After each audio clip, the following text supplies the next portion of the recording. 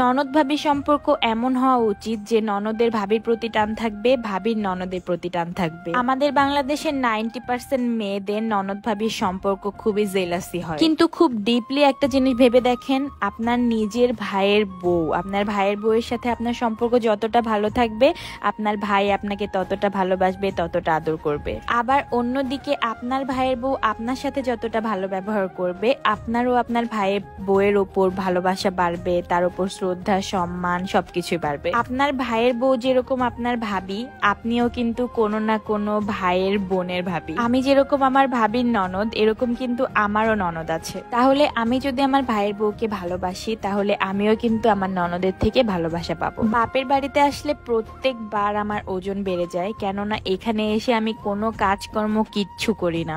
সকালবেলা ঘুম থেকে উঠে দেখি ভাবির রান্না বাড়া সবকিছুই শেষ। ভাবি একবারের জন্য বলে না যে দুইটা পেঁয়াজ কেটে দিয়ে যাও বা এই কাজটা করে হেল্প করো। আমার ভাবি কিন্তু বাবু হবে, তো তার নিজের খাওয়ার ঠিক নাই, কিন্তু সকাল বেলা কখন খাবা আপু, ওঠো ওঠো, কয়টা বাজে, খাবা না, মানে মাথাটা খারাপ করে ফেলে।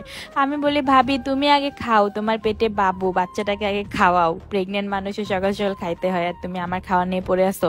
দেখতেছো মোটা হয়ে যাচ্ছি, একটু কম খাই, একটু কম ডাকবা, বরঞ্চ তুমি আরো বেশি ডাকতেছো। আমার ভাবি আর আম্মু কিন্তু খুব ভালো আচার বানাইতে পারে, তো আমি বলেছিলাম গাছে অনেক আম হয়েছে, ভাবি আমি কিন্তু বাসায় আচার নিয়ে যাবো, আমার জন্য আচার বানাও। তো সকাল উঠে দেখি এই টাটকা রোদের মধ্যে ভাবি আর আম্মু আচার বানানো শুরু করে দিছে। আর আমাদের বাসায় কিন্তু এদিক দিয়ে অনেকগুলো আম গাছ ছিল, এখন শুধুমাত্র একটা আম গাছ, আর এই একটা আম গাছেই অনেকগুলো আম হয়। আমি আর এমিলি যখন বাসায় আসি, তখন আমরা দুই বোনের বাচ্চা কাচ্চা সবকিছু মিলাই কিন্তু বাসায় ফ্যামিলি মেম্বার্স অনেক বেড়ে যায়, আর রান্না বাড়া কাজের প্রেশারও কিন্তু ভাবির অনেক বেড়ে যায়। তখন ভাবিকে জিজ্ঞাসা করি, আচ্ছা ভাবি, আমরা যে এসে তোমাকে এত জ্বালাই, কোনো কাজকর্ম করি না, এত রান্না বাড়া তোমার একা করতে হয়, তোমার রাগ ওঠে না আমাদের উপর? আমার ভাবি উত্তরে বলে, না কেন রাগ হবে, তোমরা যখন থাকো না তখন আমার একা লাগে, আর যখন আসো আমাদের বাসায় তখন আমার অনেক ভাল লাগে, বাড়িটা ভরা লাগে। তো এই যে আপুরা, আপনাদের উদ্দেশ্যে বলতেছি, আপনাদের ভাবির মুখ থেকে কয়জন এরকম কথা শোনেন বলেন তো? আর যারা এরকম কথা শোনেন তারা অবশ্যই একটা করে কমেন্ট করে জানাবেন। যারা তোমরা জিজ্ঞাসা করো আপু তোমরা চুলে কি দাও, তোমাদের চুল এত সিল্কি শাইনি, মুখে কি দাও, মুখ এত ফ্রেশ, তারা কিন্তু আমাদের এই প্রোডাক্ট গুলো নিয়ে নেবা, কারণ আমরা আমাদের ফেসে অ্যান্ড চুলে আমাদের hair product and face product use করি। এই প্রোডাক্ট গুলো তোমরা পেয়ে যাবে আমার হ্যামিলি ফ্যাশন হাউস পেজে। এই প্রোডাক্ট গুলোর পেজ কিন্তু আমি ক্যাপশনে মেনশন করে দিব। একটা সত্যি কথা বলি, মানে প্রথমে বিয়ের প্রথম যখন আমার ননদ আমার শ্বশুর বাড়ি থেকে আমার শাশুড়ি বস্তা জিনিস দিত, নিয়ে যাইতো, তখন আমার কিরকম যেন জেলাস হইতো যে কেন এত কিছু দেবে, এই সব কিছু আমি নিব, কেন আমার ননদ নিয়ে যাবে, এগুলা সব আমি ইউজ করব। কিন্তু এখন আমি ভাবি, আস্তে আস্তে যখন বড় হচ্ছি, ম্যাচুরিটি আসতেছে, তখন ভাবি যে আমিও তো আমার বাবার বাসা থেকে কত কিছু নিয়ে আসি, তাহলে আমার ননদ কেন নেবে না?